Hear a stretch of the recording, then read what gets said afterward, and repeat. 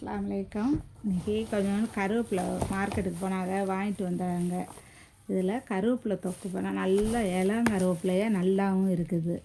சரி, நம்ம கருவேப்பிலை தொக்கு செய்யலான்ட்டு நான் எடுத்து உருவிக்கிட்டுங்க. இந்த கருவேப்பிலையோட பயன்கள் என்னென்னா, கருவேப்பிலை கண்ணுக்கு ரொம்ப நல்லது, முடி கொட்டுறவங்களுக்கும் ரொம்ப நல்லது. நான் தொக்கு செய்ய போகிறேன். இதில் முடி கொட்டுறவங்களுக்கு நல்லது, கண்ணுக்கு நல்லது, ப்ரெஷருக்கு நல்லது. கருவேப்பிலை மொத்தத்தில் உடம்புக்கே நல்லதுங்க. ரொம்ப நல்ல ஒரு கருவேப்பிலை மருத்துவம். நம்ம கருவேப்பிலையாக எவ்வளவோ செய்கிறோம், தாளிக்கிறோம், குழம்புல போட்டு எல்லாத்துக்கும் கருவேப்பிலை தான் நம்ம போட்டு தாளிக்காத பொருளே இல்லை. கூட்டுக்காக இருந்தாலும், பொரியலுக்காக இருந்தாலும், குழம்புக்காக இருந்தாலும் கருவேப்பிலை போடுவோம். ஆனால் அந்த கருவேப்பிலையை எடுத்து கீழே போட்டுருவோம். ஆனால் இது தொக்கு நம்ம செஞ்சு வச்சுக்கிட்டோம்னா சாதத்தில் போட்டு பிசைஞ்சு சாப்பிட்லாம், கஞ்சிக்கு தொட்டுக்கிறலாம், நம்ம புளி சாதத்துக்கு கூட தொட்டுக்கிறலாம்.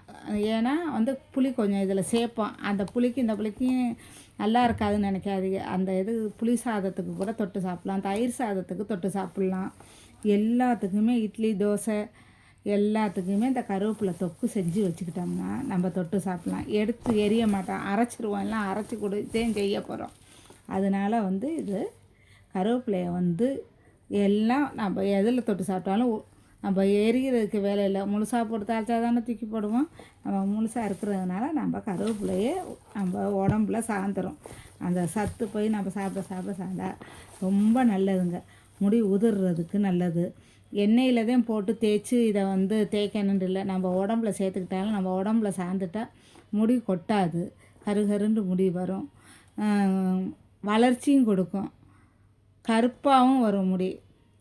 நம்ம சாப்பிட்ற உணவில் நம்ம ரத்தத்தோடு கலந்துறதில்ல. இந்த கருவேப்பிலை நல்லது. கருவேப்பிலை ரொம்ப நல்லதுங்க. இந்த மாதிரி கிராமத்துக்குள்ளெல்லாம் மரங்கள் நிறையா இருக்கும். முடிஞ்ச அளவுக்கு சும்மா ஃப்ரீயாக இருக்க நேரத்தில் கொஞ்சம் கருவேப்பிலையை ஒடிச்சு அந்த தொக்கு மாதிரி செஞ்சு வச்சுக்கிட்டு சாப்பிட்டோம்னா அவ்வளோ நல்லதுங்க. நல்ல பலனுள்ளது கருவேப்பிலை.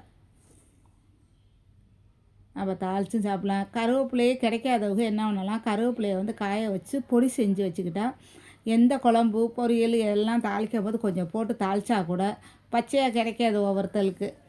டவுனில் இருக்கிறவங்களுக்கு இப்போ எல்லா இடத்துலையும் கிடைக்கிது. கிடைக்காதவங்க காஞ்சி போச்சுன்னு தூக்கி எறியாமல் அதை சுத்தம் பண்ணி பொடி செஞ்சு வச்சுக்கிட்டோம்னா நம்ம இட்லி பொடியும் செஞ்சு வச்சு இட்லிக்கு தொட்டுக்கிறலாம். பொடியாகவும் அரைச்சி வச்சுக்கிட்டோம்னா நம்ம தாளிக்கும் போது இந்த ரசம், சாம்பார், கூட்டு, பொரியல் எல்லாத்துக்கும் அந்த பொடியை போட்டால் நம்ம கருவேப்பிலை போட்ட மாதிரி இருக்கும்.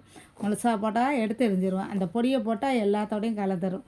நல்லா மணமாகவும் இருக்கும், நல்லா இருக்கும். இந்த கருவேப்பிலையை கிடைச்சா கழுவி பொடி செஞ்சு வச்சுக்கோங்க. இட்லி பொடி செஞ்சு வச்சுக்கோங்க, தொக்கு செஞ்சு வச்சுக்கோங்க.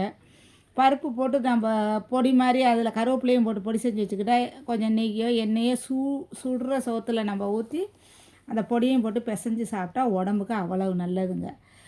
முடிஞ்ச அளவுக்கு நம்ம பிச்சு போட்டு தாளிக்கிறதோட பொடி செஞ்சு வச்சுக்கிறது நல்லது.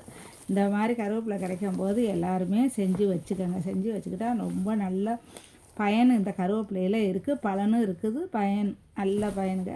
இந்த மாதிரி கிடச்சா செஞ்சு வச்சுக்கோங்க. பாருங்கள் எவ்வளோ தளன்னு இருக்குது. நான் இதில் தொக்கு செய்ய போகிறேன் இன்றைக்கி.